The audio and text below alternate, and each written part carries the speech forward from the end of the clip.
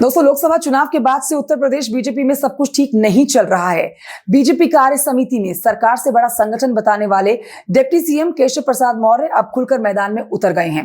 Cabinet की बैठक के बाद कुंभ को लेकर प्रयागराज में हुई मीटिंग से भी केशव ने दूरी बनाए रखी। अब अपनी सरकार से सवाल पूछने में लगे हैं केशव प्रसाद मौर्य।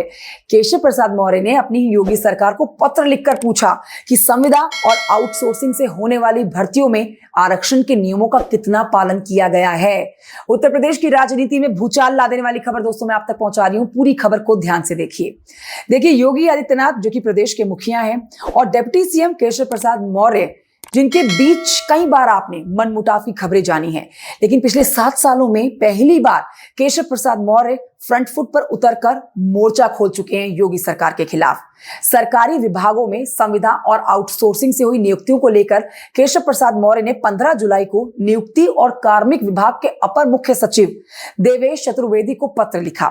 इसमें उन्होंने कहा कि विधान परिषद के प्रश्नों की ब्रीफिंग के दौरान कार्मिक विभाग के अधिकारियों से आउटसोर्सिंग और संविदा पर कार्यरत कुल अधिकारियों और कर्मचारियों की जानकारी मांगी थी।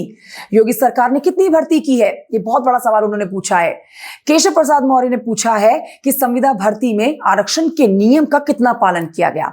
इसके अलावा उन्होंने 69,000 सहायक अध्यापक भर्ती में आरक्षण की विसंगति के बाद चयनित 6800 आरक्षण वर्ग के अभ्यर्थियों को नियुक्ति देने के मुद्दे का जिक्र किया। उनका मानना है कि शिक्षक भर्ती में आरक्षण का यह मुद्दा काफी दिनों से अटका है।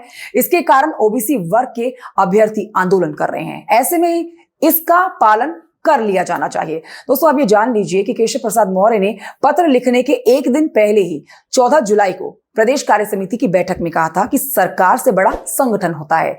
इतना ही नहीं, लोकसभा चुनाव के बाद से केशव प्रसाद मौर्य कैबिनेट की बैठकों में शामिल नहीं हो रहे हैं। इस कड़ी में कुंभ की तैयारियों को लेकर सीएम योगी की अध्यक्षता में हुई समीक्षा बैठक में केशव प्रसाद मौर्य का शामिल ना होना बहुत बड़ी बात है। देखिए, केशव प्रसाद मौर्य ओबीसी समुदाय से आते हैं और बीजेपी के ओबीसी चेहरा भी हैं। लोकसभा चुनाव में जिस तरह से ओबीसी के वोटर छिटके हैं, उसे लेकर बीजेपी की चुनौती पहले से ही बढ़ी हुई है। इसलिए केशव प्रसाद मौर्य की अब इस मुद्दे को उठाकर अपनी ओबीसी की पहचान को बनाए रखने की मंशा हो सकती है, लेकिन उनके इस कदम से टकराव और बढ़ेगा। आरक्षण के मुद्दे पर पहले से ही योगी सरकार घिरी हुई है। लोकसभा चुनाव में बीजेपी को नुकसान उठाना पड़ा है, जिसे लेकर लगातार सहयोगी दल जो हैं वो उठकर आगे आ रहे हैं। अब केशव प्रसाद मौर्य के इस मुद्दे पर पत्र लिखकर विपक्षी दलों के सुर में सुर मिलाकर अपनी ही सरकार को विपक्ष के निशाने पर ला देने वाली ये बात है। आपके लिए जानना जरूरी है दोस्तों कि 2017 में बीजेपी ने 15 साल के बाद यूपी की सत्ता में वापसी की थी। उस समय केशव प्रसाद मौर्य अध्यक्ष की कमान संभाल रहे थे। प्रदेश अध्यक्ष की कमान केशव प्रसाद मौर्य के हाथों में थी।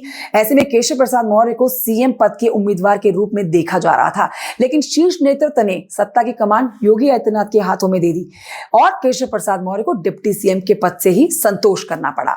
इसके बाद से ही दोनों नेताओं के बीच सियासी टकराव हमेशा देखा गया, लेकिन पहली बार केशव प्रसाद मौर्य ने खुलकर मोर्चा खोल दिया है यहां पर योगी आदित्यनाथ के खिलाफ। ऐसे में देखना है कि क्या केशव प्रसाद मौर्य अपने कदम पीछे खींचेंगे या फिर ऐसे ही फ्रंट फुट पर खड़े नजर आएंगे।